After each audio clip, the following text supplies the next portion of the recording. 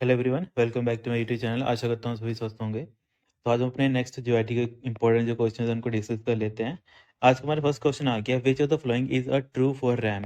Basically जो हमारी random access memory है उसके संदर्भ में कौन सी जो स्टेटमेंट है वो यहाँ पे ट्रू है। तो अकॉर्डिंग टू ऑप्शन देखा जाए तो जैसे देख लेते हैं। फर्स्ट दे रखा है random access volatile and magnetic store memory. तो यहाँ पे देखो रैम हमारी मैग्नेटिक मेमोरी नहीं होती है सर, ये हमारी सेमीकंडक्टर मेमोरी होती है। तो यहाँ पे हमारा फर्स्ट स्टेटमेंट गलत हो जाएगी।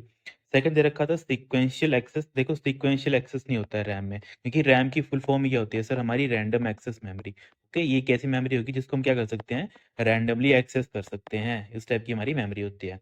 तो यहाँ पे ये स्टेटमेंट गलत हो जाएगी। थर्ड दे रखा था random access volatile and semiconductor memory. तो देखो यहाँ पे थर्ड ऑप्शन क्या बन जाएगा, हमारा राइट आंसर बन जाएगा। क्योंकि रैम जो हमारी मेमोरी होती है, एक तो वो रैंडम मेमोरी होती है, रैंडमली उसको हम एक्सेस कर सकते हैं।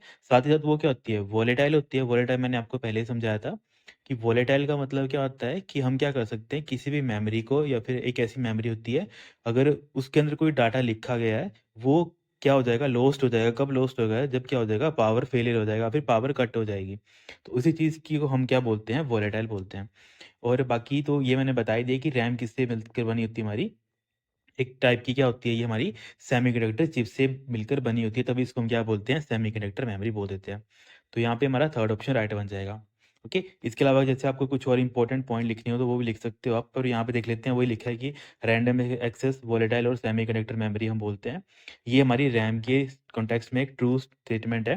तो वही लिखा है यहाँ पे भी, रैम होती क्या है, बेसिकली ये अलो करती है डाटा आइटम्स को रीड और राइट हम कर सकते हैं in most all the same amount of time respective to the physical location in data reside in any memory. Simple समझाने का मतलब वो ये कि चाहे आप उसको रीड करो चाहे आप राइट करो, उसमें सेम ही टाइम लगता है किसी उसकी फिजिकल लोकेशन पे जाने के लिए।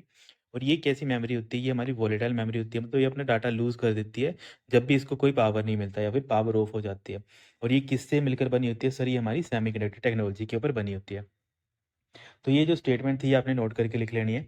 बाकी जैसे और जो एग्ज़ाम होते हैं वहाँ पे क्या स्टेटमेंटें पूछी जाती हैं, तो जैसे जो एक बार एग्ज़ाम होता है सीजीएल का, एसएससी जो बच्चे पेपर देते हैं उनको पता होगा। तो वहाँ पे एक क्वेश्चन पूछा गया था कि कौन सी ऐसी मेमोरी होती है जो वेटिंग रूम होती है सीपीयू का। तो आपने नोट करके लिखना हो तो आप ऐसे लिखेंगे, waiting room of CPU. Waiting room of CPU जो हमारा सेंट्रल प्रोसेसिंग यूनिट होता है ना, उसका वेटिंग रूम कौन सी मेमोरी होती है, तो आप बताएंगे सर वो हमारी कौन सी मेमोरी होती है, रैम होती है। दूसरा जो स्टेटमेंट पूछी गई थी एग्जाम में कि चलो यहाँ पे जो रैम की इंपॉर्टेंट चीज़ है वो बता देता हूँ। यहाँ पे रैम से क्वेश्चन पूछा आता जाता है, एक बेसिकली एस रैम का क्वेश्चन पूछा आता है, दूसरा हमारा सर डी रैम का क्वेश्चन पूछा आता है। अब इन दोनों में क्या क्वेश्चन पूछा आता है वो आपने नोट करके लिख लेना। मैं आपको यहाँ पे डिफरेंस लिखवा देता हूँ, क्योंकि ये डिफरेंस काफ़ी बार एग्जाम में पूछा गया है, तो इसको आप नोट करके लिख लेना कि यहाँ पे सबसे पहला लिखना है आपने एस रैम, ठीक है। वर्सेस लिखना है आपने कौन सी रैम हमारी, सर हमारी डी रैम। बाकी इसकी फुल फॉर्म क्या होती है, फुल फॉर्म मैंने वैसे आपको बताई थी पहले भी, इसको हम क्या बोलते हैं, स्टैटिक रैंडम एक्सेस मेमोरी, इसको पूरा लिख लेना। दूसरा कौन सी आती है हमारे पास, डायनेमिक डायनेमिक दूसरा क्या बोलते हैं, रैंडम एक्सेस मेमोरी। ठीक है, ये आपने एक पॉइंट नोट करना है। और क्या पॉइंट नोट करेंगे, जो बेसिकली हमारे पास एस रैम होती है वो हमारी क्या होती है सर, फास्टर होती है किससे, एज कंपेयर टू हमारी डी रैम।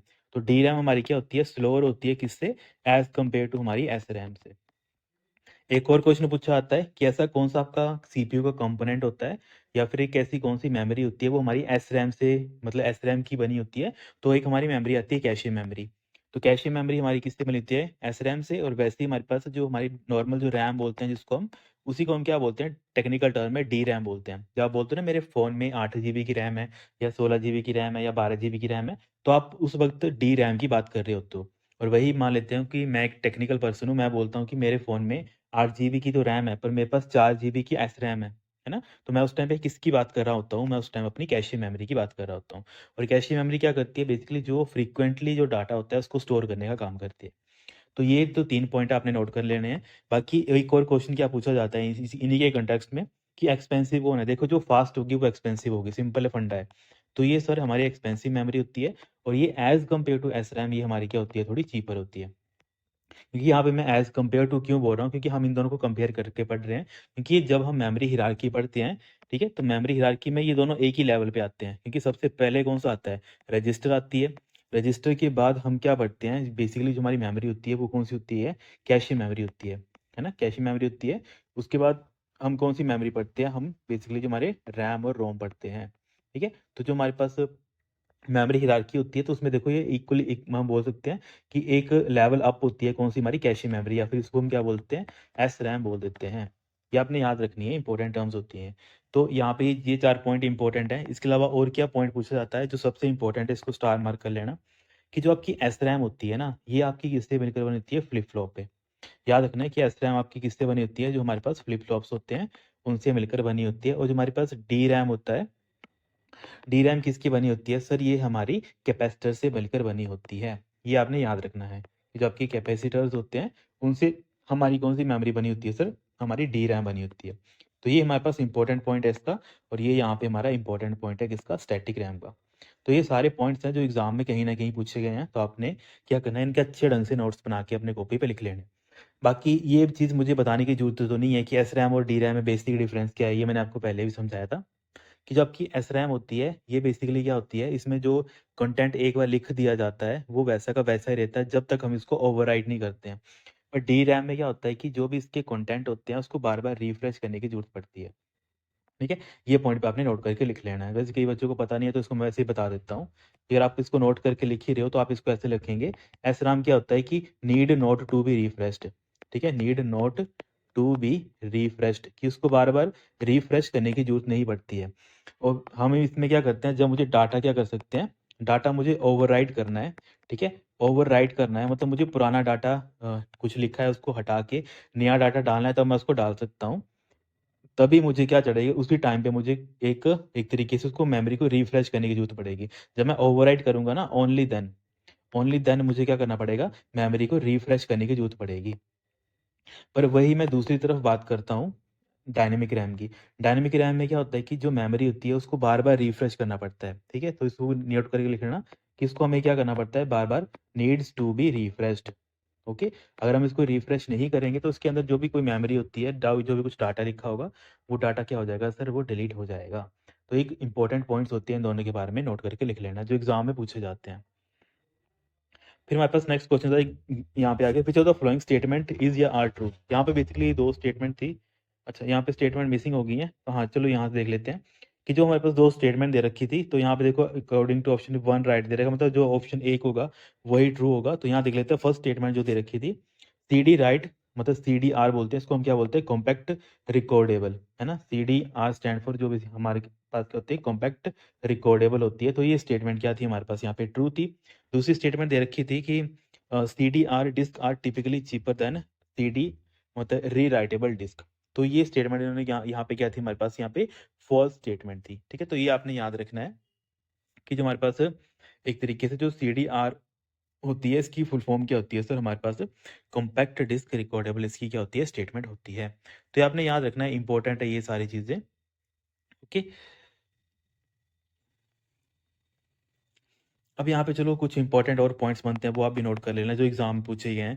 जैसे सपोज कर लेते हैं कि जो एक बार एग्जाम में पूछा गया था, मैंने आपसे क्वेश्चन भी पूछा था शायद, कि जो हमारे पास CD रोम होती है, उसकी जो कैपेसिटी कितनी होती है, या फिर उसकी जो स्टोरेज कैपेसिटी होती है वो कितनी होती है।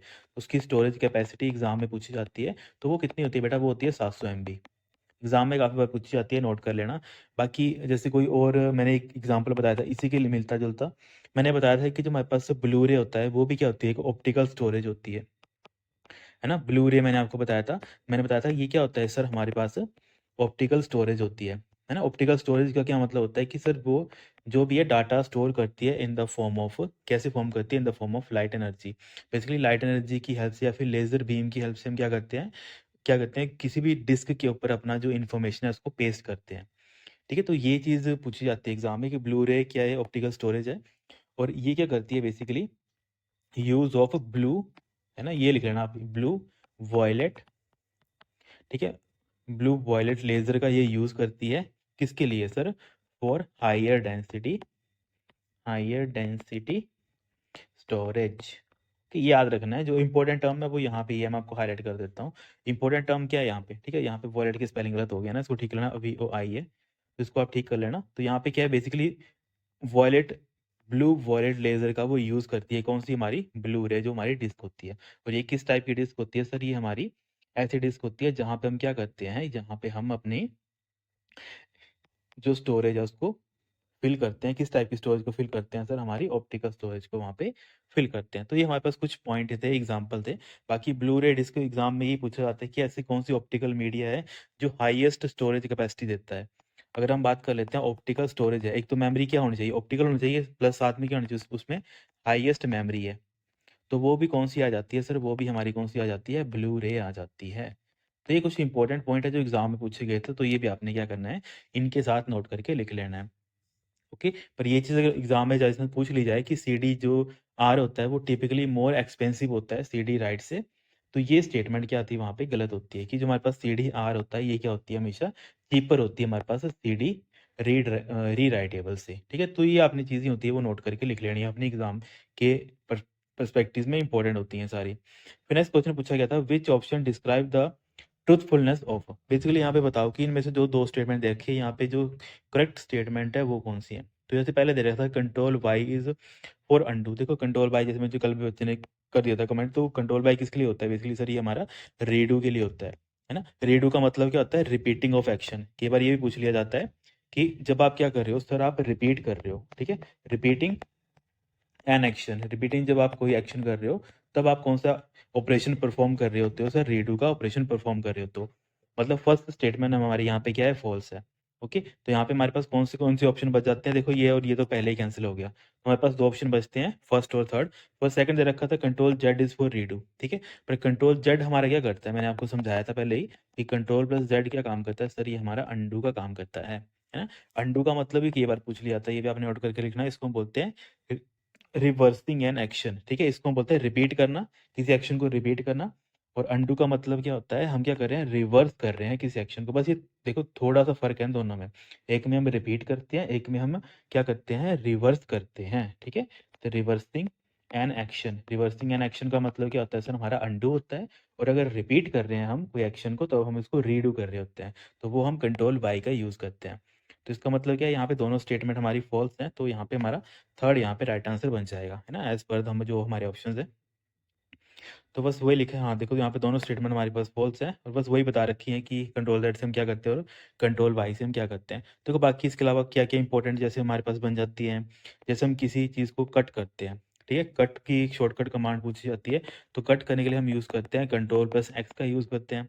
बाकी उसी तरह एक क्वेश्चन पूछा गया था रिसेंटली किसी एग्जाम में कि कौन सी ऐसी की कॉम्बिनेशन है जो क्लोज करती है करंट विंडो को। ओके, जैसे मान लेते हैं कि ये मैंने अपना कंप्यूटर ओपन किया है, इसमें मैंने क्या किया, एक अपने एक प्रोग्राम ओपन किया है, या फिर एक मैंने अपनी विंडो ओपन की है, तो मुझे इस विंडो को बंद करना है, प्रोग्राम में मुझे एक विंडो को बंद करना है। मान लेते हैं एक विंडो मेरी ये खुली थी, एक विंडो मेरी यहाँ पे खुली थी, है ना। तो मैं चाहता हूँ कि अभी मैं जिस विंडो पे, मान लेता हूँ करंटली मैं इस विंडो पे हूँ, इस वाली जगह पे हूँ, तो मैं चाहता हूँ इसको बंद करना। तो इसको बंद करने के लिए मुझे शॉर्टकट कमांड कौन सी है वो मैं यूज़ करता हूँ, तो उसके लिए हम यूज़ करते हैं सर कंट्रोल प्लस डब्ल्यू। तो जैसे आपको नोट करके लिखना हो तो आप ऐसे लिखेंगे कि ऐसे लिख लेना, control plus W is used, किसके लिए यूज़ की जाती है, used to close the current window. Okay, current window को क्लोज करने के लिए आप कौन सी शॉर्टकट कमांड यूज करते हैं सर, कंट्रोल प्लस डब्ल्यू का आप यूज करते हो। बाकी एक और क्या चीज पूछी जाती है, अगर आप किसी एप्लीकेशन को या फिर बेसिकली बोल देते हैं किसी आप प्रोग्राम को क्लोज कर रहे हो, तो उसके लिए आप यूज करते हो अल्ट प्लस F4 का। ये भी नोट कर लेना, ये क्या करता है, ये क्लोज करता है। क्लोज क्या करता है सर, कोई भी आपके पास कोई करंट कोई प्रोग्राम चल रहा होता है, ओके, करंट कोई प्रोग्राम या फिर इसी को आप क्या बोल देते हो, एप्लीकेशन। तो करंटली में कोई एप्लीकेशन चल रही है, अगर आपको उसको बंद करना है तो आप अल्ट प्लस F4 का भी यूज़ करते हो। तो ये कुछ इंपॉर्टेंट टर्म्स होती हैं जो एग्जाम में पूछी जाती हैं। बाकी इसी से मिलता जुलता एक क्वेश्चन होता है, F1 किसका, F1 जो हमारे पास क्या होती है, फंक्शन की होती है, ये किसके लिए यूज़ की जाती है, ये हमारी जो फंक्शन की होती है ये हम यूज़ करते हैं किसके लिए सर, ये F1 बेसिकली सबसे ज़्यादा यूज़ की जाती है हेल्प बताने के लिए। ओके, इसके अलावा जो हमारे पास इंपॉर्टेंट आता है F12। F12 किसके लिए यूज़ की जाती है, जैसे हम बात कर लेते हैं माइक्रोसॉफ्ट वर्ड में जो हमारे पास F12 होते हैं, ये क्या काम करता है, ये बेसिकली सर हमें सेव एज डायलॉग बॉक्स देता है। ये एग्जाम में पूछा गया था अभी, ये आपने नोट करके लिख लेना कि sir save as dialog box हमारा कौन सी फंक्शन की देती है, तो हमारी F12 देती है। तो ये आपने नोट करके लिख लेना है। फिर नेक्स्ट क्वेश्चन जो पूछा गया था एग्जाम में, portrait and landscape are the examples of, basically हमारे पास पोर्ट्रेट और जो लैंडस्केप होते हैं ये किसके एग्जांपल होते हैं? तो ये मैंने आपको बताया था, ये क्या होते हैं सर, हमारे पेज के ओरिएंटेशंस होते हैं। तो यहाँ पे हमारा क्या बन जाएगा, सेकंड यहाँ पे राइट आंसर बन जाएगा। ठीक है, एज पर जो हमारे ऑप्शन है यहाँ पे हमारा सेकंड क्या बन जाएगा, राइट आंसर बन जाएगा। तो इसको आपने नोट करके लिख लेना है। बाकी यहाँ पे देखो और क्या-क्या चीज़ें हैं जो इम्पोर्टेंट बन जाती हैं और क्या एग्ज़ाम में पूछे जाते हैं। तो बेसिकली जो हमारे पास जैसे मार्जिन का पूछ लिया जाता है, तो मार्जिन होता क्या है? मार्जिन बेसिकली हमारे पास ब्लैंक स्पेस होते हैं हमारे पास पेजेस के। जैसे मान लेते हैं ये आपका आ गया पेज, ठीक है? और आप यहाँ से लिखना स्टार्ट कर देते हो। जैसे मान लेते हो आप यहाँ से लिखते हो और जो आपको यहाँ पे एक्स्ट्रा जो स्पेस दिख रहा है ना यहाँ पे, इसको मैं थोड़ा वैसे कर देता हूँ। तो आपको यहाँ पे एक्स्ट्रा स्पेस दिख रहा है, चाहे यहाँ से दिख रहा है, चाहे यहाँ से दिख रहा है, चाहे मान लेते हैं आपका जो कॉन सेंटेंस है वो यहाँ तक चल रहा है, ठीक है? दिस इज़, फिर यहाँ पे अगला आ गया माई बुक, ऐसे करके चल रहा है। तो जो आपको यहाँ पे ये 4 स्पेसेस दिख रहे हैं, इन्हीं स्पेसेस को हम क्या बोलते हैं? सर मार्जिन बोलते हैं, है ना? तो ये जो स्पेस होते हैं इनको हम क्या बोल देते हैं? मार्जिन बोल देते हैं। तो इसको मैं थोड़ा ऐसे बना देता हूँ।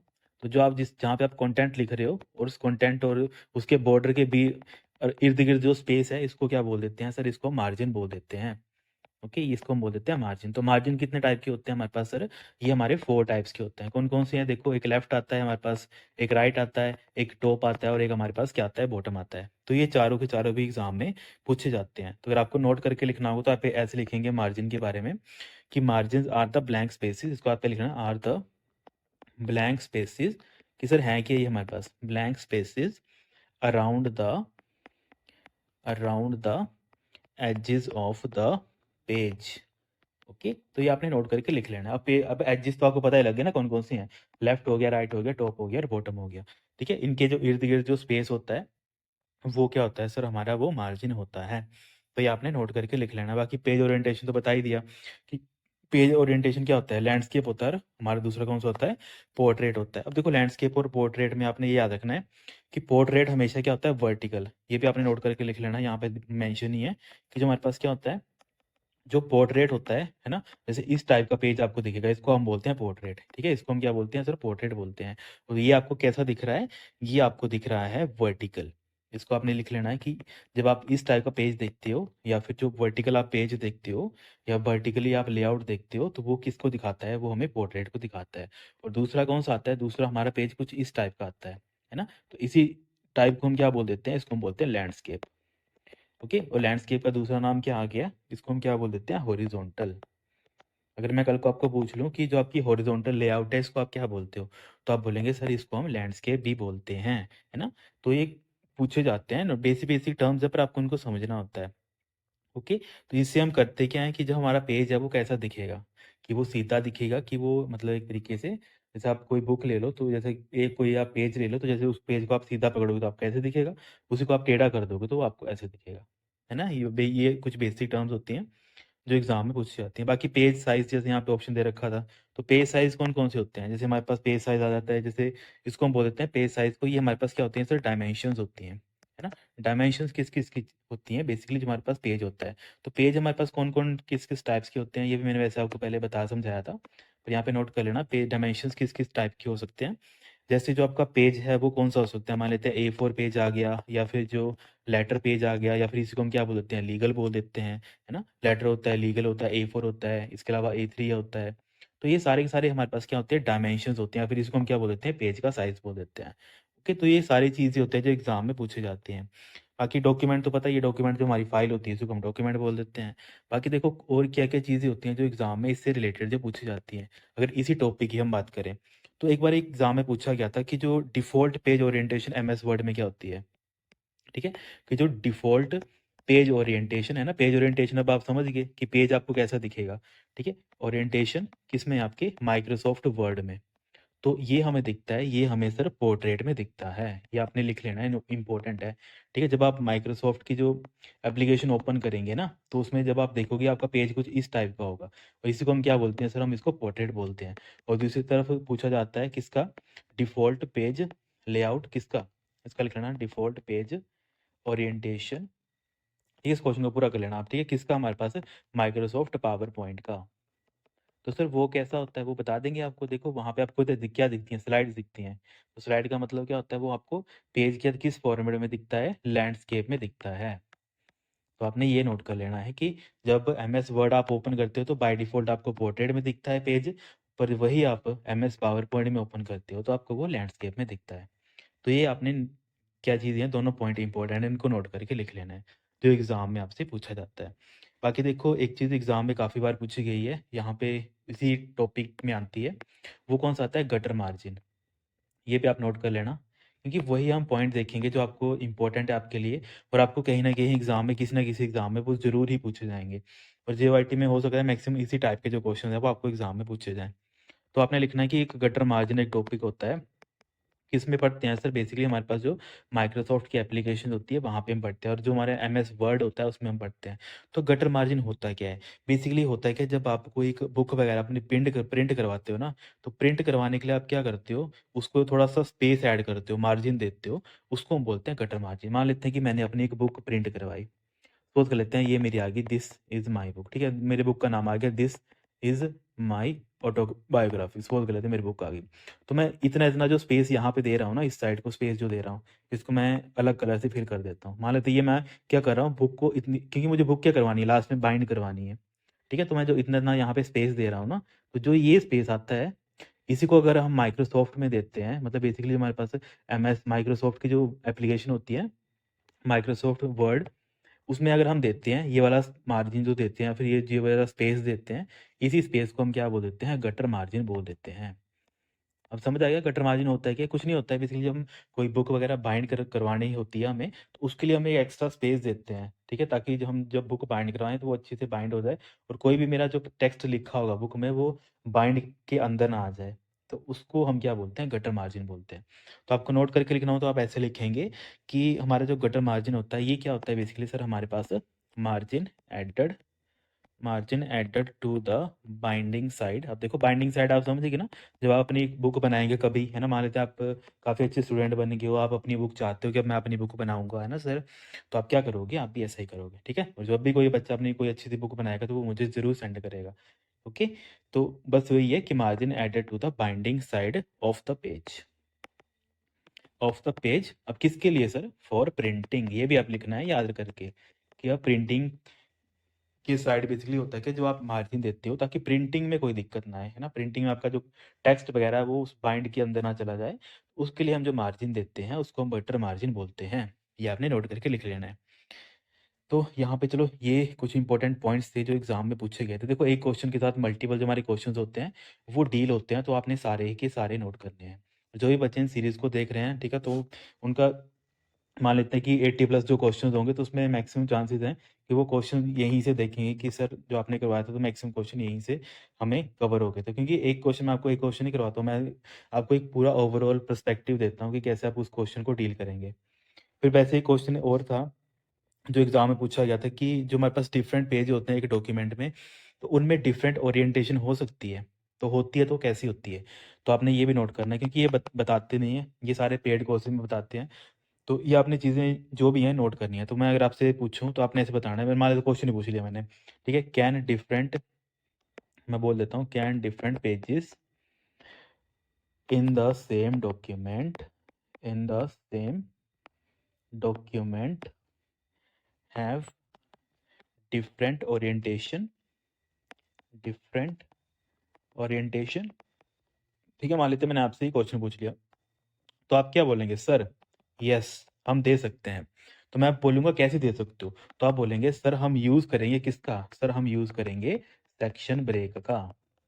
ये इंपॉर्टेंट चीज़ है एग्ज़ाम के लिए, काफ़ी इंपॉर्टेंट है ये, कि हम सेक्शन ब्रेक से क्या कर सकते हैं, कोई भी एक डॉक्यूमेंट है उसमें हम क्या कर सकते हैं, अलग-अलग पेज की ओरिएंटेशन कर सकते हैं, ठीक है? सपोज़ कर लेते हैं मैंने अपनी एक बुक बनाई, उस बुक में क्या था, मेरा फर्स्ट पेज तो ऐसे दिख गया, नॉर्मल दिख गया, ठीक है? पर जो मेरा सेकंड पेज था उसको मैंने ऐसे कर दिया, लंबा कर दिया। तो इसको मुझे, मतलब पहले मेरा पोर्ट्रेट था, फिर मैंने इसको लैंडस्केप में कर दिया कन्वर्ट। इस ऐसी चीज़ अगर मुझे करनी होगी ना, तो मुझे क्या करना पड़ेगा, मुझे एक ऑप्शन यूज़ करना पड़ेगा। कौन-सा ऑप्शन होता है सर वो? सर वो हमारा सेक्शन ब्रेक का ऑप्शन होता है। हम क्या यूज़ करेंगे? हम सेक्शन ब्रेक का यूज़ करेंगे। जिसकी हेल्प से मैं क्या कर सकता हूँ, डिफरेंट पेज, क्योंकि देखो डॉक्यूमेंट तो मेरा एक ही है ये। ये मेरी बुक तो एक ही है, बुक तो मेरी चेंज नहीं होगी। ये बुक तो मेरी एक ही है, पर बुक में मेरा पेज नंबर 1 किसी और तरीके से है, पेज नंबर 2 मेरा किसी और तरीके से है। तो इस चीज़ को करने के लिए हम किसका यूज़ करते हैं? सर हम सेक्शन ब्रेक का यूज़ करते हैं। तो ये सारी इंपॉर्टेंट जो टर्म्स होती हैं वो आपने नोट करके लिख लेनी है अपनी कॉपी पे। इसके अलावा कुछ डाउट या कुछ मन में और क्वेरी रहती है तो वो भी नीचे मुझसे पूछ लिया करो। फिर नेक्स्ट क्वेश्चन था, which feature is use to type very small letter number below the line of a text. Basically होता है क्या, जैसे मान लेते हैं आप कुछ लिख रहे हो, जैसे ABC लिख रहे हो, तो ABC ये तो आपकी आ गई लाइन के ऊपर, ये आपको दिखती नहीं है, इनविजिबल होती है, और आप चाहते हो इसके नीचे कुछ टेक्स्ट लिखना, मान लेते हैं आप इसके नीचे X लिखना चाहते हो ऐसे करके, ठीक है। जो लाइन है उससे नीचे आपका क्या आएगा, X आएगा, और आपको एक ऐसे दिखेगा, आपको ऐसे दिखेगा ABCX। तो जो आपको ये X है, इसको क्या बोलते हैं, या फिर इसको वही पूछा है कि इस फीचर को क्या बोलते हैं, इसको बोलते हैं सबस्क्रिप्ट। ओके, तो यहाँ पे क्या बन जाएगा सर, हमारा फर्स्ट राइट आंसर बन जाएगा। जैसे आप देखते हो ना कि जो साइंस की बुक होती है उसमें लिखा होता है H2O, है ना, जैसे वाटर का होता है H2O में, पता ना पानी होता है, तो जो ये 2 यहाँ पे नीचे लिखा होता है ना, इसको लिखने के लिए कौन सा फीचर यूज किया जाता है, सबस्क्रिप्ट का फीचर यूज किया जाता है। तो हम वही बोलते हैं कि एक ऐसा टेक्स्ट है जो क्या है, basically below the base line है, ये हमारी क्या आ गई, ये हमारी बन गई बेस लाइन, ठीक है। जहाँ पे हम लिख रहे होते हैं ना वो हमारी बेस लाइन होती है, और बेस लाइन से जो नीचे हमारे पास टेक्स्ट लिखा जाता है उस टेक्स्ट को हम क्या बोलते हैं, सुपर सॉरी हाँ सबस्क्रिप्ट बोलते हैं। और वैसे हमारे पास दूसरा कौन सा आता है, सुपरस्क्रिप्ट।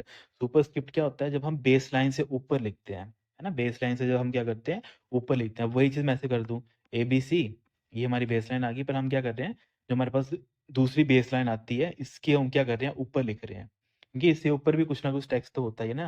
जैसे मान लेते हैं यही आ गया ऊपर, जैसे ये लिखा ना यहाँ पे, what feature is used to, तो ये भी तो एक लाइन ही है ऊपर, और ये भी एक नीचे ये वाली बेस लाइन आ गई, और नीचे ये वाली मेरी बेस लाइन आ गई, और मैंने क्या कर दिया, मैंने इस जगह पे कुछ लिख दिया, मान लो इस जगह मैंने एक्स लिख दिया, ठीक है। यहाँ पे मैंने क्या कर दिया, यहाँ पे इस जगह पे मैंने एक्स लिख दिया, ठीक है। तो यहाँ पे मैंने क्या किया, इसको सुपरस्क्रिप्ट कर दिया, कि बेस लाइन से क्या कर दिया, मैंने ऊपर लिख दिया।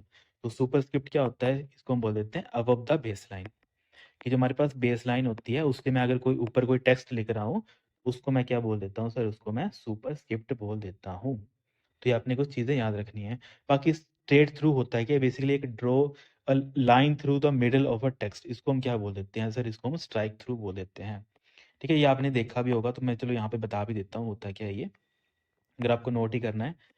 तो जैसे नोट करना हो किसी को तो आप ऐसे लिखेंगे इसको, कि ये होता है बेसिकली, ये ड्रॉ करता है, this draw a line through, sir किसके थ्रू लाइन करता है, basically line through the middle of the text. Okay, इसका मतलब जैसे मान लेते हैं आपने लिखा होगा कल को ABC, और इसके बीच में से एक मैं लाइन कर दूं ऐसे ड्रॉ, ABC के बीच में एक लाइन चलेगी, तो इसी लाइन को हम क्या बोल देते हैं, इस लाइन को बोल देते हैं स्ट्राइक थ्रू। एक कि वो क्या हुआ, किसी ना किसी जो टेक्स्ट थी उसके बीच में से वो लाइन क्या होगी, पास होगी, है ना। तो इसी चीज को हम क्या बोलते हैं, स्ट्राइक थ्रू बोलते हैं। बाकी चेंज केस क्या होता है, चेंज केस का मतलब होता है कि आप जैसे मान लेते हैं आप क्या कर रहे हो, जो टेक्स्ट होता है उसका केस को चेंज कर रहे हो, तो इसका मतलब सिंपली आप ऐसे समझ लो, जैसे आप क्या कर रहे हो, आपने अभी यहाँ पे कैसे लिखा है, ABC लिखा है कैपिटल में, इसको आप क्या बोलते हो, अपर केस बोलते हो, क्योंकि इसमें सारे के सारे लेटर लेटर केस में होते हैं, सारी सारी किस में होते हैं सर, अपर केस में होते हैं, तो इसको हम क्या बोलते हैं, अपर केस बोल देते हैं। अगर अपर केस से मैं क्या कर देता हूँ, ABC कर देता हूँ, इसको मैंने क्या बोल दिया, इसको मैं बोलता हूँ लोअर केस। फिर हमारे पास एक और आता है जिसमें हमारे पास क्या होता है, स्टार्टिंग ऑफ द सेंटेंस हमेशा क्या होता है, उसका जो लेटर होता है वो फर्स्ट होता है। जैसे मैं अपना नॉर्मल लिखता हूँ ना, दिस इज माई बुक, तो उसमें देखो जो आपका फर्स्ट करेक्टर है सिर्फ वही बड़ा है, बाकी सारे के सारे छोटे हैं, तो इसको हम क्या बोल देते हैं, इसको सर हम सेंटेंस केस बोल देते हैं। तो एक अलग अलग केसेस होते हैं जो इसमें पूछे जाते हैं। MS ऑफिस में आप बेसिकली MS वर्ड है उसमें आप देखेंगे ये सारे, कि अपर केस होता है हमारे पास, लोअर केस होता है, सेंटेंस केस होता है, इसके अलावा टॉगल होता है, तो ये हमारे पास 4-5 होते हैं, और ये आपने याद रखना है। और चेंज केस का शॉर्टकट पूछी जाती है, तो इसको आप वेरीफाई कर लेना, पर जहाँ तक मेरे को आइडिया है इसको हम यूज़ करते हैं Shift+F3 करके, ठीक है। इसको आप वेरीफाई कर लेना, मुझे नीचे कमेंट कर देना इसके बारे में कि ये ठीक है कि नहीं है। पर चेंज केस मुझे जहाँ तक याद रहा है कि हम Shift+F3 का हम यूज़ करते हैं चेंज केस के लिए। तो ये सारे जो पॉइंट्स हैं इनसे देखो आपकी सारी इन्फॉर्मेशन है वो कलेक्ट हो रही है, तो इनको आपने नोट करके लिख लेना है। बाकी यहाँ पे चलो, यहाँ पे सबस्क्रिप्ट है, इसकी शॉर्टकट की भी पूछी जाती है, तो इसको आपने लिखना है, इसको हम यूज करते हैं Ctrl+= का हम यूज करते हैं किसके लिए सर, हम सबस्क्रिप्ट के लिए। तो वैसे ही हमारे पास दूसरी कौन सी बन जाती है, सुपरस्क्रिप्ट, है ना। ये चीजें मैंने आपको समझा दी हैं, बस अब आपको शॉर्टकट कीज लिखनी है इनकी। सबस्क्रिप्ट के लिए कौन सा यूज करते हैं सर, हम यूज करते हैं Ctrl+Shift+= का हम यूज करते हैं, ठीक है। बेसिकली जो आपका इक्वल टू होता है ना, वो प्लस में कन्वर्ट हो जाता है, क्योंकि जो आपका जो ये बटन होता है ना इक्वल टू और प्लस, ये दोनों एक पे ही होते हैं, तो ये बेसिकली कन्वर्ट हो जाता है किसमें, प्लस में। तो एग्जाम में आपको ऐसे दिया जाएगा सुपरस्क्रिप्ट की कौन सी शॉर्टकट कमांड है, तो वहाँ पे लिखा होगा कंट्रोल शिफ्ट प्लस, प्लस का सिंबल, ये प्लस अलग है, ये प्लस तो मैं ऐसे बता रहा हूँ ना, एक कंट्रोल दूसरा शिफ्ट और एक साथ में प्लस। इसको मैं थोड़ा बड़ा ही कर देता हूँ ताकि आपको कंफ्यूजन ना हो। इसका आपने ऐसे लिखना है, सुपरस्क्रिप्ट का, सुपरस्क्रिप्ट का ऐसे लिखना है आपने, नोट करके। सबसे पहले आएगा कंट्रोल, फिर यहाँ पे आएगा प्लस, या कंट्रोल के साथ आप कौन सा यूज़ करेंगे, आप यूज़ करेंगे शिफ्ट, फिर साथ में ये प्लस तो अलग है, और जो दूसरा प्लस ये वाला, ये आप तीनों के तीनों यूज़ करेंगे तो आपका क्या हो जाएगा, आपका सुपरस्क्रिप्ट हो जाएगा, यूज़ स्टार्ट हो जाएगा। ओके, या फिर हम बोल सकते हैं अबव द बेसलाइन है, आप कुछ भी फिर लिख सकते हो। इसको हम क्या बोल देते हैं, सुपरस्क्रिप्ट की शॉर्टकट कमांड बोल देते हैं। तो इंपॉर्टेंट पॉइंट होता है, आपने याद रखना है। बाकी एक बार ये चीज़ पूछी जाती है कि ऐसा कौन सा फीचर होता है जो क्रिएट करता है large capital letter at the beginning of a paragraph. जैसे आप देखते हो ना, कोई मान लेते हैं आपके घर पे कोई न्यूज़पेपर आया, तो आप देखते हो यहाँ पे हेडिंग लिखा होता है, जैसे हिमाचल का आ गया तो यहाँ पे एच काफ़ी बड़ा लिखा होता है, बाकी छोटा लिखा होता है यहाँ पे। तो जो यहाँ पे सबसे जो बड़ा अल्फ़ाबेट होता है लिखा हुआ, इस अल्फ़ाबेट को हम क्या बोलते हैं, इसको ड्रॉप कैप बोलते हैं। तो बस यही चीज़ पूछी जाती है कि अगर आपको क्या करना है, ऐसा कौन-सा फीचर है वो पैराग्राफ के अंदर जो क्या करता है, लार्ज कैपिटल लेटर कर देता है, तो वो कौन-सा फीचर होता है, ड्रॉप कैप होता है। तो जैसे आपको नोट करना होगा, तो बच्चे आप ऐसे नोट कर लेना कि जो आपका ड्रॉप कैप होता है, ड्रॉप कैप होता है, क्या होता है सर, ये हमारे पास एक फीचर होता है, फीचर क्रिएट्स अ, क्या करता है, creates a large capital, large capital eight the beginning of, ठीक है, यहाँ पे स्पेलिंग वगैरह देख लेना, क्योंकि यहाँ पे जल्दी से लिखने के चक्कर में ना थोड़ा स्पेलिंग में मिस्टेक हो जाती है। बिगिनिंग ऑफ पैराग्राफ, बेसिकली जो आपकी कंसेप्ट है वो क्लियर होना चाहिए, ठीक है, स्पेलिंग से इतना फर्क नहीं पड़ता है। इन द एंड आपको क्या लेनी है, अपनी जॉब लेनी है। तो ड्रॉप कैप मैंने आपको समझा दिया क्या होता है, कैसे वो वर्क करता है। तो इसमें चलो इसके रिगार्डिंग जितने भी ये सारे क्वेश्चंस बनते थे वो मैंने आपको यहाँ पे बता दिए। फिर नेक्स्ट क्वेश्चन है, fill in the blank is the characteristic to perform different work where as the work without the tiredness. Basically हमारा जो कंप्यूटर होता है ना, इसमें कुछ अपने फीचर्स होते हैं कि जो हमारा कंप्यूटर होता है वो डिफरेंट डिफरेंट काम कर सकता है। तो उस फीचर को क्या बोलते हैं, उसको हम बोलते हैं कंप्यूटर की वर्सैलिटी, ठीक है। तो यहाँ पे देखो सेकंड और फोर्थ तो कैंसिल हो जाएंगे, कि यहाँ पे वर्सैलिटी दो ऑप्शंस में दे रखा है। फिर सेकंड लिखा है कि fill in the blank work without tiredness, कि कंप्यूटर कभी थकता नहीं है। तो ये कौन सी फीचर होती है कंप्यूटर की, तो इसको हम बोलते हैं इंटेलिजेंसी। तो यहाँ पे हमारा थर्ड क्या बन जाएगा, राइट आंसर बन जाएगा। क्योंकि जब हम कंप्यूटर की कैरेक्टरिस्टिक्स पढ़ते हैं ना, कैरेक्टरिस्टिक्स में उसकी स्पीड आती है, इसके अलावा उसकी एफिशिएंसी आती है, उसके अलावा उसकी वर्सेटिलिटी आती है, उसके अलावा डेलिगेंसी आती है ना। तो बस उसी की फुल फॉर्म होती है। वर्सेटिलिटी का मतलब क्या हुआ कि वो डिफरेंट डिफरेंट काम कर सकता है हमारा कंप्यूटर। और डेलिगेंसी कौन सी कैरेक्टरिस्टिक है कि वो बिना थके हुए 24 घंटे वो काम कर सकता है। बस ये होता है जो इम्पोर्टेंट होता है। अगर आपको वैसे ही लिखना होता है, जैसे एक्यूरेसी का भी पूछ लिया जाता है कि डिग्री ऑफ करेक्टनेस, इसको कौन टर्म है कंप्यूटर की वो बताती है, तो वो भी आप नोट करके लिख लेना, ठीक है। तो चलो यहाँ पे मैं आपको इसको बता ही देता हूँ, क्योंकि ये ऐसी चीज़ें होती हैं वो किसी न किसी एग्ज़ाम में आ जाती हैं। तो जैसे आपको लिखना होगा नोट करके, तो आप लिखेंगे कंप्यूटर की सर हमारे पास क्या होती हैं, कैरेक्टरिस्टिक्स, कैरेक्टरिस्टिक्स होती हैं। तो ठीक है, तो सबसे पहले आपने लिखनी है, कौन सी लिखनी है, वर्सा, वर्साटिलिटी। अब ये क्या होती है सर, ये बेसिकली होती है द एबिलिटी ऑफ कंप्यूटर, इसको आप ऐसे लिखना, द एबिलिटी, कि आप अपनी लैंग्वेज में लिखोगे तो आप उसको इजीली रिलेट कर पाओगे, इजीली समझ लोगे। The ability of a computer, कि कंप्यूटर की सर ऐसी एबिलिटी होती है जिसकी आपसे क्या करते हैं, to perform completely, completely different, different type of task. और इन्हीं टास्क को हम क्या बोल देते हैं, सिर्फ वर्क बोल देंगे। टास्क का मतलब क्या होता है, काम ही होता है। तो ये क्या होता है, ये कौन सी कैरेक्टरिस्टिक्स होती है कंप्यूटर की, वर्सेटिलिटी होती है। जैसे एग्जांपल के लिए सर एग्जांपल बता देंगे, जैसे एग्जांपल के लिए क्या आ गया, जैसे आप क्या कर रहे हो, गाने प्ले कर रहे हो, मान लेते हैं आप क्या कर रहे हो, प्लेइंग म्यूजिक, और साथ में आप क्या कर रहे हो, वर्सेस आप क्या कर रहे हो, साथ में कैलकुलेशन भी परफॉर्म कर रहे हो, कैलकुलेटर का यूज़ कर रहे हो। मतलब एक तरफ आपने गाने चलाए हैं, दूसरी तरफ आप क्या कर रहे हो, कैलकुलेटिंग कर रहे हो, या फिर कैलकुलेटर का यूज़ कर रहे हो, या फिर आप क्या कर रहे हो, कैलकुलेटर का यूज़ कर रहे हो, ठीक है? या फिर आप क्या करें, किसी भी कैलकुलेटिंग मशीन का यूज़ कर रहे हो, चाहे आप माइक्रोसॉफ्ट वर्ड का साथ में यूज़ कर रहे हो।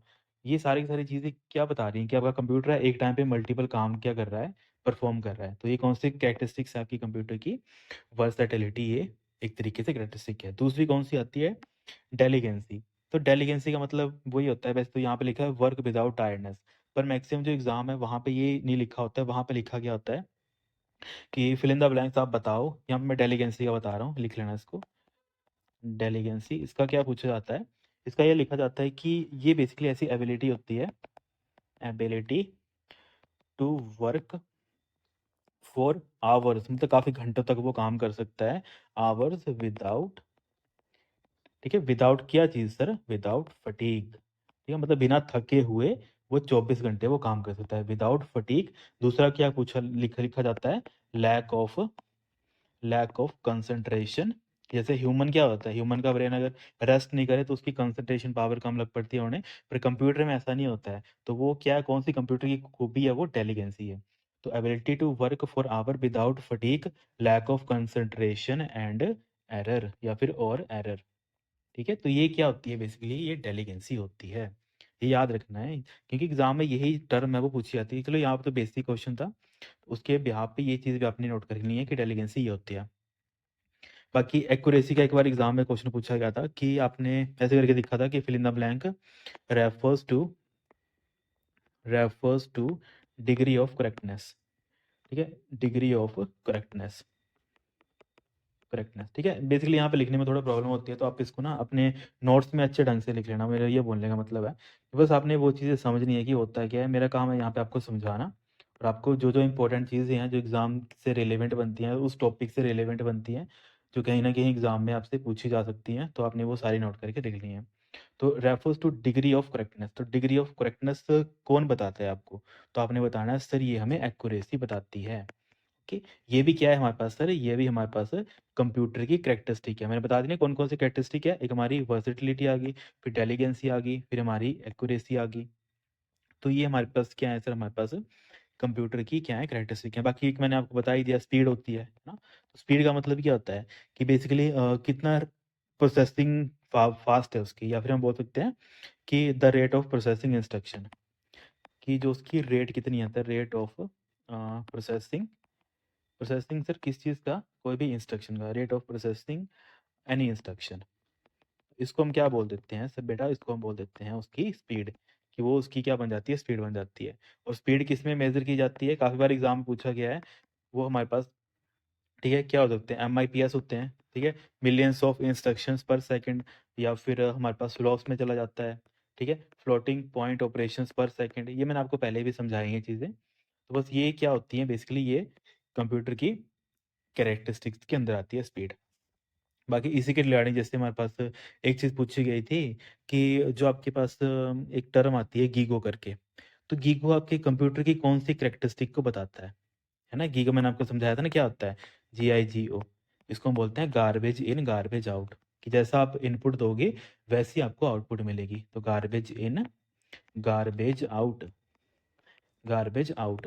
तो ये बेसिकली क्या होता है? बेसिकली हमारे पास सर ये क्या होती है, किस टाइप की कैरेक्टरिस्टिक्स होती है। तो ये हमारे पास किससे, किसके संदर्भ में, देखो जैसा इनपुट दोगे वैसे आपको आउटपुट मिलेगी। तो आप इससे क्या समझ रहे हो कि इससे हमारी क्या होगी? एक्यूरेसी खराब होगी, या फिर जो हमारा सिस्टम है वो रिलायबल नहीं रहेगा, है ना? तो ये किससे रिलेट कर रही है? ये हम बोल सकते हैं सर ये हमारी एक्यूरेसी, या फिर इसी को हम क्या बोल देते हैं? रिलायबिलिटी बोल देते हैं। ये एग्जाम में पूछी गई है, तो आपने नोट करके लिख लेना है कि जो हमारे पास क्वेश्चन आपको ऐसा पूछा जाएगा कि GIGO relates to which characteristics of a computer. तो आप बताएंगे सर वो एक्यूरेसी और रिलेबिल मतलब रिलायबिलिटी से डील करती है ना? वो मैंने समझा दिया कैसे वो डील करती है। तो ये सारी चीज़ें होती हैं वो आपने नोट करके लिख लेनी है, इंपॉर्टेंट होती हैं सारी की सारी, ठीक है। फिर नेक्स्ट क्वेश्चन आता है हमारे पास, the FAT uses the traditional 8.3 file naming conventional with the character set. जब हमारे पास फैट होता है, मैंने आपको ये पहले समझाया था, हमारे पास क्या होते हैं? दो फाइल एक तरीके से ऑर्गेनाइज करने के तरीके होते हैं। एक आता है हमारे पास फैट, दूसरा आता है हमारे पास NTFS, ठीक है, और NTFS होता है। ये दोनों हमारे पास क्या होते हैं? हमारे पास बेसिकली एक हमें कोई मेमोरी को ऑर्गेनाइज़ करना है या फिर कितना मेमोरी हम एक तरीके से हैंडल कर रहे हैं, उसके फॉर्मेट्स होते हैं ये। ठीक है? एक को हम बोलते हैं फाइल एलोकेशन टेबल, दूसरे को हम बोलते हैं new technology file system. Basically कहते हैं फाइल्स को हमें कैसे स्टोर करना है, क्या कितना हम उसकी कितना हम उसमें कैरेक्टर लिमिट सेट कर सकते हैं, तो वो सारी चीज़ें होती हैं हमारे इन दोनों की हेल्प से। ये मैंने आपको पहले भी समझाया है। तो बस यहाँ पे जो क्वेश्चन पूछा गया था कि जो आपके फैट होता है, वो 8.3 फाइल नेमिंग कन्वेंशनल का यूज़ करता है। तो वो कौन से कैरेक्टर सेट का यूज़ करता है? तो वो बेटा ASCII का यूज़ करता है। कि ASCII हमारे एक ना कैरेक्टर स्टैक होता था। ASCII की फुल फॉर्म मैंने आपको बताया भी था। ASCII होती क्या है बेसिकली हमारे पास American standard for code information and interchange. ये मैंने आपको पहले लिखवाई भी थी, इसको आप वहीं पे देख लेना। ये बेसिकली यूज़ क्या करता है, जो हमारे पास ASCII होता है, इसमें क्या था बेसिकली जो आपके पास फैट होता है ना फाइल एलोकेशन टेबल, ये यूज़ करता है, किसको यूज़ करता है सर? ASCII को यूज़ करता है। ASCII को यूज़ करने का मतलब है कि जो ASCII का एक वर्ज़न था, कौन-सा वर्ज़न था? 8.3 फाइल नेम। ये बेटा इसका यूज़ करता था। इसका मतलब क्या है कि जो इसमें 8 आपको दिख रहा है ना, तो 8 किस चीज़ को दिखा रहा है कि जो आपके कैरेक्टर्स होंगे, वो 8 कैरेक्टर्स होंगे। ASCII के वो 8 कैरेक्टर्स लेगा और जो पॉइंट के बाद जो 3 दिख रहा है ना आपको, ये 3 किसको दिखाता है? ये उसकी basically 3 characters for extension. 3 character for extension कि बेसिकली आप जो भी फ़ाइल बनाओगे, उसमें जो एक्सटेंशन होगा, उसमें जो वैल्यूज़ होगी, वो 3 होंगी और उसका जो एक तरीके से नेम होगा वो मिनिमम कितना होगा आपका 8 कैरेक्टर का होगा। तो ये क्या था बेसिकली जो आपका फैट के बारे में पूछा गया था कि एक बेसिकली पहले का फाइल सिस्टम था जो ASCII कैरेक्टर सेट का यूज़ करता था। और मैंने बताया था ASCII आपका कितने बिट का था? ये आपका सर 7 बिट का था। तो ये कुछ इंपॉर्टेंट टर्म्स होती हैं वो आपने याद रखना है। बाकी एक को मैंने और चीज़ भी बताई थी, या तो एग्ज़ाम में पूछा जाता है ASCII 8 करके, ASCII 8 या फिर इसी को हम क्या बोल देते हैं सर, इसको हम एक्सटेंडेड ASCII बोल देते हैं। एक्सटेंडेड ASCII बोल देते हैं। तो स्टैंडर्ड ASCII का क्या मतलब होता है, ये कितने बिट का था? ये हमारे पास 8 बिट का था। क्योंकि नॉर्मल ASCII हमारा 7 बिट का है, पर जब हम ASCII 8 या फिर ASCII 8 एक्सटेंडेड ASCII की बात करते हैं, तो वो हमारे पास 8 बिट्स का क्या बन जाता है, एक हमारे पास कैरेक्टर सेट बन जाता है। तो ये मैंने सारी चीज़ें आपको पहले भी समझाई थी और इम्पोर्टेंट है। बाकी जैसे यहाँ पे यूनिकोड वगैरह का दे रखा है, अब यहाँ पे क्या-क्या इसमें पॉइंट बनते हैं। यूनिकोड का क्या पॉइंट बनता है, वो जैसे आपने नोट करके लिखना हो तो आप लिख सकते हो। सर मैं आपको लिखवा देता हूँ यहाँ पे। देखो यूनिकोड का क्या पूछा जाता है, बेसिकली ना जो आपके पास एनटीएफएस है ना, वो इसको यूज़ करता है। बस इतना आप नोट कर लेना, एनटीएफएस में बेसिकली क्या यूज़ किया जाता है, यूनिकोड फाइल सिस्टम, जो आपके एनटीएफएस फाइल सिस्टम होता है, उसमें यूनिकोड कैरेक्टर सेट यूज़ किया जाता है। यूनिकोड जो कैरेक्टर सेट है वो यूज़ किया था, क्योंकि यूनिकोड में होता क्या है, हमारे जितने भी पूरे वर्ल्ड में जितनी भी लैंग्वेजेज़ हैं ना, और उन लैंग्वेजेज़ में जितने भी सिंबल्स हैं, जैसे हिंदी में मान लेते हैं क, ख, ग, तो ये भी किस में आ जाएगा, यूनिकोड में आ जाएगा। मान लेते हैं कोई चाइनीज़ जो लैंग्वेज होता है, मेडिटेरियन कुछ ऐसे करके लैंग्वेज होती है ना, तो उसके जो अल्फ़ाबेट हैं वो भी इसमें स्टोर होंगे। इंग्लिश के अल्फ़ाबेट भी इसमें स्टोर होंगे, है ना? कोई जैपनीज़ होगा, जैपनीज़ के अल्फ़ाबेट भी इसमें स्टोर होंगे। मतलब ये एक ऐसा कैरेक्टर स्टैक है, उसमें हर एक अल्फ़ाबेट होंगे, जितने भी हमारे पास पूरे कंट्री में हैं, मतलब पूरे वर्ल्ड में जितनी भी कंट्रीज़ हैं, उनके जितने भी कैरेक्टर्स कैरेक्टर्स हैं, वो सारे के सारे अगर हमें देखने होंगे किसी एक कॉमन कैरेक्टर सेट में, तो वो हमें कहाँ दिखेगा? यूनिकोड के अंदर दिखेगा। बस ये आपने याद रखना है। और यूनिकोड कौन यूज़ करता है? वो हमारा एनटीएफएस यूज़ करता है। और एनटीएफएस बाय डिफ़ॉल्ट किसमें चलता है? बाय डिफ़ॉल्ट मैंने आपको बताया था ना, बाय डिफ़ॉल्ट आपकी जो विंडोज़ 10 है, विंडोज़ 10 और विंडोज़ 11 है, इसमें जो बाय डिफ़ॉल्ट आपका फ़ाइल सिस्टम होता है, वो कौन-सा होता है? एनटीएफएस ही होता है। ओके, ये मैंने सारी चीज़ें आपको पहले भी समझाई थी, आप पहले के लेक्चर्स में देख लेना, क्वेश्चन आंसर में, मैंने ये सारी चीज़ें आपको एक्सप्लेन करी थी। बाकी यहाँ पे इम्पोर्टेंट जैसे बीसीडी आता है, बीसीडी क्या होता है? इसकी फुल फॉर्म काफ़ी बार पूछी गई है। इसको हम बोलते हैं सर बाइनरी कोडेड डेसिमल। जो आपकी बाइनरी नंबर होते हैं, उनको अगर आप डेसिमल में इनकोड करते हो ना, तो उनको इनकोड करने का या फिर रिप्रेज़ेंट करने का एक तरीका होता है। इसको हम बोलते हैं बाइनरी कोडेड डेसिमल। ठीक है? जैसे मान लेते हैं कि जो हमारा एक तरीके से अल्फ़ाबेट 1 है, उसको मैं बाइनरी में ऐसे लिख रहा हूँ 0001, ये मेरा 1 है बाइनरी में। पर जब मैं इसको डेसिमल में लिख रहा हूँ, तो डेसिमल वो मेरा कैसे दिख रहा है? ऐसे दिख रहा है 1, ठीक है? जब मुझे कंप्यूटर पे दिखेगा या फिर मेरा मॉनिटर के ऊपर दिखेगा, वो मुझे 1 ऐसे दिखेगा। तो इसको दिखाने का तरीका होता है, वो कौन हैंडल करता है, वो बीसीडी हैंडल करता है, बाइनरी कोडेड डेसिमल हैंडल करता है, कि कोई भी बाइनरी नंबर है, उसको कंप्यूटर में जो मॉनिटर स्क्रीन है, उसपे 1 ऐसे दिखाना है, तो उसको दिखाने के लिए हम कौन-सा फॉर्मेट यूज़ करते हैं, बीसीडी का यूज़ करते हैं। ओके? ये बेसिकली कोई हमारे पास कैरेक्टर सेट नहीं होता है, ये बेसिकली किसी न्यूमेरिक वैल्यू को रिप्रेज़ेंट करने का तरीका होता है। ठीक है? तो बस यही चीज़ है। बाकी देखो इसका जो इम्पोर्टेंट क्वेश्चन है वो एग्ज़ाम में पूछा जाता है, ये आपने नोट कर लेना, ये भी इम्पोर्टेंट है। ठीक है? ये यहाँ पे कन्फ्यूज़न मत होना, यहाँ पे इसका राइट आंसर क्या था आपका? राइट आंसर आपका स्काई था। राइट आंसर आपका स्काई है, पर जो एक्स्ट्रा पॉइंट है वो लिख लेना यहाँ पे कि जो ईबीसीडीआईसी है, इसमें एक क्वेश्चन पूछा जाता है कि जो ये है, ये फ़ाइल फॉर्मेट कौन यूज़ करता था? ये बेसिकली हमारे पास ना आईबीएम के मेन फ्रेम कंप्यूटर थे, वो यूज़ करते थे इसको। आईबीएम के हमारे पास कौन से? Main frame computer. Main frame computer किसका यूज़ करते थे? हमारा ये वाला कैरेक्टर सेट को वो यूज़ करते थे। तो ये सारे पॉइंट्स हैं वो किसी न किसी एग्ज़ाम में पूछे जा चुके हैं और इनको आपने क्या करना है नोट करके लिख लेना है। बाकी मैंने एनटीएफएस का तो बता ही दिया आपको क्या होता है। जैसे फैट का तो फाइल एलोकेशन टेबल होता है, बाकी एनटीएफएस का मैंने बता दिया। न्यू टेक्नोलॉजी फाइल सिस्टम होता है। बाकी हमारे पास अस्काई मैंने बता दिया 7 बिट का होता है। एक्सटेंडेड अस्काई हमारे पास 8 बिट का होता है। बाकी जो हमारे पास तो फ्लैश ड्राइव्स होती हैं, ये मैंने आपको पहले ही बताया था कि जो हमारे पास फ्लैश ड्राइव्स होती हैं ना, ठीक है? फ्लैश ड्राइव्स मैंने आपको बताया था जो हमारे पास आप यूज़ करते हो ना वो मेमोरी कार्ड यूज़ करते हो सिंपली। अगर अब मैं बोल दूँ कि जो आपके पास मेमोरी कार्ड होते हैं, मेमोरी कार्ड हो गए या फिर जो आपकी यूएसबी होती है ना, जहाँ पे आप बेसिकली पेन ड्राइव बोलते हो उसको। तो इनमें आप क्या किस टाइप की जो एक तरीके से फाइल स्ट्रक्चरिंग यूज़ करते हो? तो आप कौन-सा यूज़ करते हो? आप बताएँगे सर हम यूज़ करते हैं कौन-सा? फैट का यूज़ करते हैं। और अगर डिटेल में बताना हो तो आप बताएँगे सर आप यूज़ करते हो फैट का 32, ठीक है? फैट का जो 32 वर्ज़न था या फिर ईएक्स फैट करके आता है, इसका आप यूज़ करते हैं। ठीक है? तो एग्ज़ाम में अगर पूछ लिया जाए कि जो फैट है, जो फाइल एलोकेशन टेबल है, वो आजकल कहाँ पे यूज़ किया जाता है? तो आप बताएँगे जो हमारा मेमोरी कार्ड होता है या फिर जो हमारे पेन ड्राइव होते हैं, वो इसका यूज़ करते हैं। फैट 32 का और ईएक्स फैट का वो यूज़ करते हैं। तो ये कुछ बेसिक टर्म होती है क्वेश्चन के साथ। फिर नेक्स्ट क्वेश्चन था which of the following keys does not appear in the duplicate on the standard QWERTY।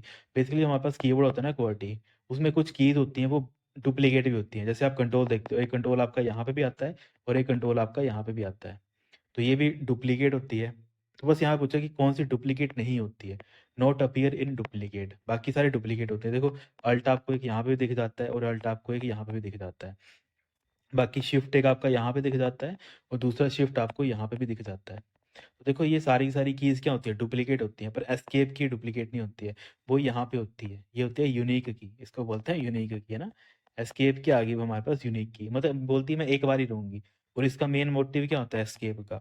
Exam में पूछा जाता है कि अगर मान लेते हैं आपको किसी प्रोग्राम से बाहर निकलना है, ठीक है? बेसिकली हम बोल देते हैं कि आपको क्या करना है सिंपली ऐसे समझ लो कि अगर आपको क्या करना है एंड ऑफ द प्रोग्राम करना है। अगर सिंपल टर्म में आपको लिखना है एंड ऑफ प्रोग्राम या फिर कोई भी एंड ऑफ टास्क, इसके अलावा जैसे टर्म आती है एंड ऑफ प्रोग्राम, टास्क या फिर एंड ऑफ एप्लीकेशन। ये सारी की सारी चीज़ें या फिर जो एग्ज़ीक्यूशन है या फिर प्रोग्राम या फिर एग्ज़ीक्यूशन, ये सारी पॉइंट लिख लेना आप। कि अगर आपको कोई किसी प्रोग्राम जो चल रहा है उसको एग्ज़ीक्यूट हो रहा है तो उसको ख़त्म करना है, तभी आप एस्केप की का यूज़ करोगे। अगर आपको कोई टास्क चल रहा है उसको बंद करना है तभी आप एस्केप का की यूज़ करोगे। एप्लीकेशन बंद करनी है कोई मतलब जो कोई टास्क परफ़ॉर्म करिए उसको बंद करना है, तभी आप एस्केप का की यूज़ करोगे। तो ये सारी चीज़ें हैं वो आपने लिख लेनी है। ये एस्केप काम करता है। ठीक है? जो एग्ज़ाम में पूछा जाता है इसके रिलेवेंट। बाकी देखो और यहाँ पे जैसे कंट्रोल अल्ट शिफ्ट ये मैंने आपको पहले बताया था, ये क्या होती है बेसिकली हमारी मॉडिफायर्स कीज़ होती हैं, है ना? तो मॉडिफायर कीज़ काम ये करती हैं किसी दूसरी अल्फ़ाबेट के साथ ऐड होके कोई ना कोई एक्शन परफ़ॉर्म करती हैं। जैसे कंट्रोल प्लस एल, ये क्या काम करेगा? किसी भी चीज़ को लेफ्ट करने का काम करेगा। मतलब लेफ्ट साइड पे अगर आपको क्या करना है किसी कंटेंट को लेके जाना है तो कंट्रोल एल का आप यूज़ करेंगे। तो ये मैंने समझाया था मॉडिफायर की क्या करती हैं, जैसे कंट्रोल क्या है मॉडिफायर की है, ये किसी दूसरी की के साथ प्लस हो जाती हैं या फिर हम एक की कंट्रोल को प्रेस करते हैं और दूसरी किसी की को यूज़ करते हैं, तो कोई ना कोई एक्स्ट्रा ऑपरेशन है वो परफ़ॉर्म होता है। तो इसी को हम क्या बोल देते हैं? मॉडिफायर बोल देते हैं। तो बस वही चीज़ है जो एग्ज़ाम में पूछी वही लिखा है यहाँ पे भी कि जो हमारा स्टैंडर्ड कीबोर्ड होता है उसमें कंट्रोल, अल्ट ये भी 2 होता है, शिफ्ट भी 2 होता है। एक एक लेफ्ट और एक राइट साइड जो यहाँ पे लिखा है वो मैंने आपको यहाँ पे बता दिया। यहाँ पे लेफ्ट और राइट साइड में होते हैं। तो ये चीज़ होते हैं जो बार-बार एग्ज़ाम में पूछी जाती हैं, काफ़ी इम्पोर्टेंट होता है। बाकी ये तो आपको पता ही है फंक्शन कीज़ कितनी होती हैं। तो फंक्शन की आप बोलेंगे सर F1 से लेके F12 हमारे पास कितनी होती हैं, टोटल हमारे पास 12 क्या हो जाती हैं सर, फंक्शन कीज़ हो जाती हैं। तो ये इंपॉर्टेंट टर्म्स आती हैं। बाकी ये तो मैंने आपको बताया है कि टॉगल कीज़ कौन-कौन सी होती हैं। अगर आपको लिखना हो आप लिख सकते हो, जिन बच्चों ने पहले नहीं लिखा है वो उसको लिख लेना कि हमारे पास कुछ बेटा टॉगल कीज़ होती हैं। टॉगल कीज़ कौन-कौन सी होती हैं एग्ज़ाम में जो पूछी जाती है, एक कैप्स लॉक आता है, इसके अलावा एक आपका नम लॉक आता है और इसके अलावा जो एग्ज़ाम पूछा जाता है स्क्रॉल लॉक। एग्ज़ाम में कहीं न कहीं पूछी गई टर्म्स है सारी। कैप्स लॉक होता है, नम लॉक होता है, स्क्रॉल लॉक होता है। ये सारी की सारी क्या होते हैं बेटा आपकी टॉगल कीज़ के अंडर आती हैं। तो ये सारी की सारी इंपॉर्टेंट आती हैं। बाकी एक क्वेश्चन और पूछा जाता है, वो टैब की का पूछा जाता है काफ़ी बार, क्योंकि एस्केप के नीचे ही ना एक और की होती है, यहाँ जैसे की होती है। अगर आप कभी की मतलब बेसिकली टाइपिंग तो करोगे ना, तो वहाँ पे आप देखोगे यहाँ पे की होती है टैब की। तो जो आपकी टैब की होती है, इसका एक क्वेश्चन पूछा गया था इसी एग्जाम में, लेटेस्ट किसी में। तो वहाँ पे पूछा गया था कि ऐसी कौन सी की होती है वो इंडेंट देती है पैराग्राफ को। तो टैब की क्या काम करती है, इंडेंट इंडेंट अ पैराग्राफ। ठीक है, पैराग्राफ में क्या करती है, बेसिकली एक स्पेस देती है। जैसे मान लेते हैं आपने क्या किया है, एक पैराग्राफ लिखा है आपने, कुछ ऐसे करके आपने लिखा है यहाँ पे दिस इज माई बुक, ऐसे करके कुछ भी लिखा है आपने, ऐसे करके पैराग्राफ आपने लिखा है। और जैसे आपने मान लेते हैं आपका आपने कर्सर यहाँ पे रखा और यहाँ पे आपने कर दिया टैब, यहाँ पे आपने कौन सी की प्रेस करी, टैब की प्रेस करी। तो आपका जो ये वाला पैराग्राफ है ये किस में कन्वर्ट हो जाएगा, ये आपका कुछ इस फॉर्मेट में कन्वर्ट हो जाएगा। ये कहाँ से स्टार्ट हो जाएगा, यहाँ से स्टार्ट हो जाएगा, दिस इज एन, बाकी ये सारी चीज़ें ऐसे चलेंगी, जो आपने नीचे लिखा होगा वो वैसे का वैसे होगा। अब देखो इसने क्या किया, यहाँ पे एक टैब ने क्या कर दिया, आपको यहाँ पे स्पेस दे दिया। ठीक है, यहाँ पे इसने क्या कर दिया, यहाँ पे बेटा इसने एक स्पेस दे दिया। इसको मैं थोड़ा बड़ा कर देता हूँ। यहाँ पे देखो इसने क्या कर दिया, यहाँ पे ये स्पेस दे दिया। तो यही जो स्पेस होता है ये किसने दिया, आपकी टैब की ने वो स्पेस दिया। ठीक है, तो ये आपने समझनी होती है चीज़ें, बाकी कुछ नहीं होता है। और मैं आपसे कल को पूछ ही लूँ कि जो इसने इंडेंट दिया उसमें कितने कैरेक्टर का यूज़ किया। तो आप देख रहे हो ना, जो यहाँ पे स्पेस दिया है इसने, तो इसमें कितने कैरेक्टर यूज़ हो जाते हैं, 5 कैरेक्टर यूज़ हो जाते हैं।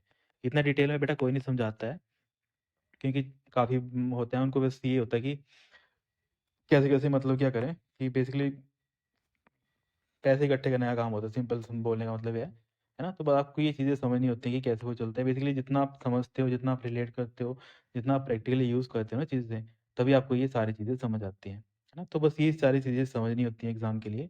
और फिर नेक्स्ट जो क्वेश्चन पूछा गया था, which keyboard shortcut launches the font dialog box? तो फ़ॉन्ट डायलॉग बॉक्स के लिए आप किसका यूज़ करते हो? तो आप यूज़ करते हो कंट्रोल+D का। काफ़ी इंपॉर्टेंट है। फ़ॉन्ट डायलॉग बॉक्स में आप क्या करते हो, बेसिकली अगर आपको फ़ॉन्ट के रिलेटेड कोई भी चीज़ें करनी है, तो उसके लिए आप इसका यूज़ करते हो। कंट्रोल एन तो मैंने समझाया था पहले थी, जैसे इससे क्या करते हो आप, ओपन अ न्यू डॉक्यूमेंट।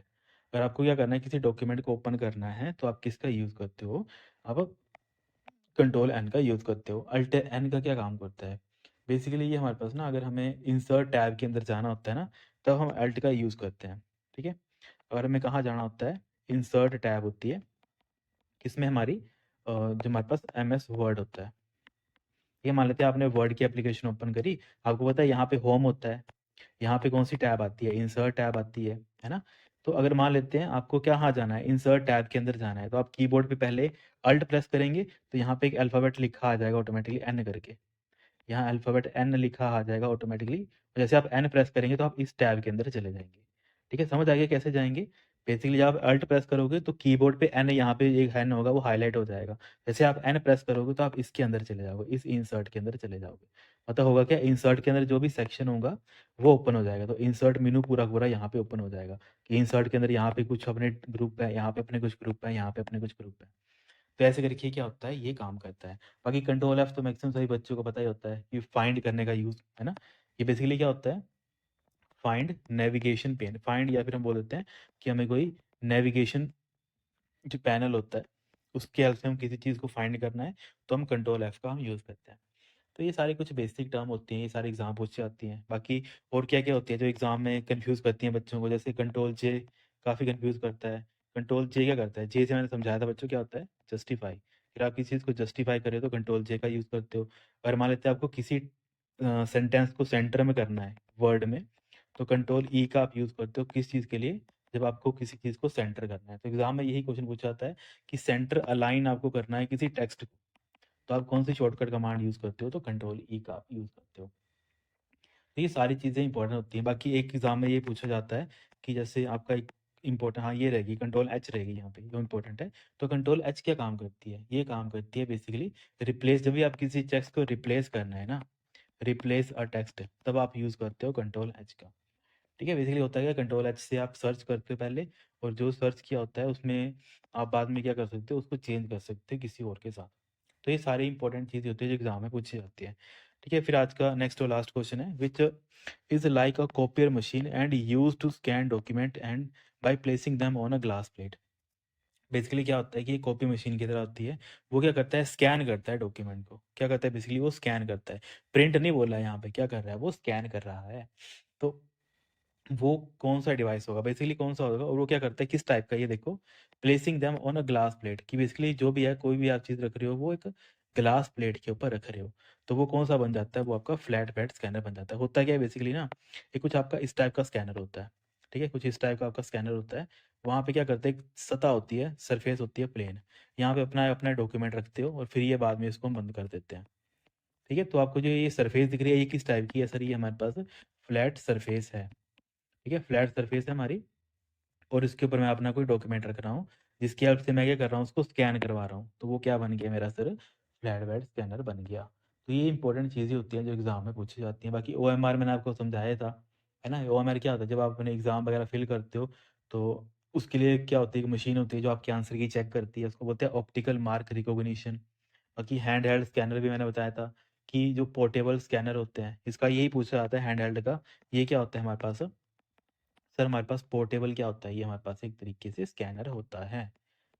ठीक है, पोर्टेबल स्कैनर होता है, जो आप देखते हो ना, कि जैसे आप किसी बड़े-बड़े मॉल्स में जाते हो, तो वहाँ पे जो रिसेप्शनिस्ट होते हैं, वो क्या करते हैं, उसको स्कैन करते हैं ना, जो भी आपने आइटम्स वगैरह परचेज़ कर रहे होते हो। तो वो किसकी हेल्प से कर रहे होते हैं, हैंड हेल्ड स्कैनर की हेल्प से कर रहे होते हैं।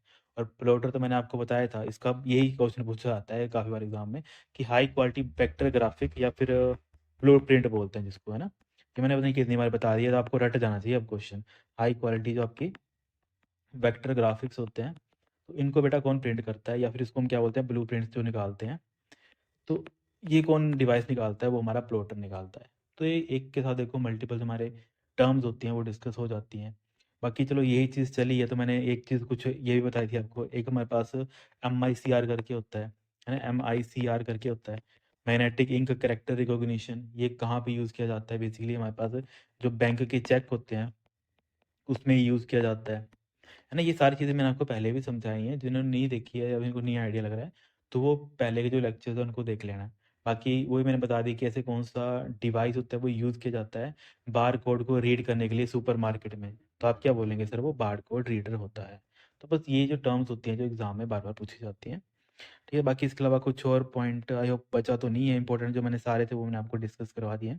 बाकी चलो कोई नहीं, जैसे-जैसे हम पढ़ते हैं, बाकी कोई और पॉइंट मुझे लगेंगे जो इम्पोर्टेंट है, जो रह गए हैं, वो मैं आपको यहाँ पे समझा दूँगा। बाकी इसके अलावा कुछ डाउट है, कोई क्वेरी रहती है आपके मन में, वो मुझे नीचे कमेंट करके पूछ लिया करो। ठीक है students, thank you so much, have a great day.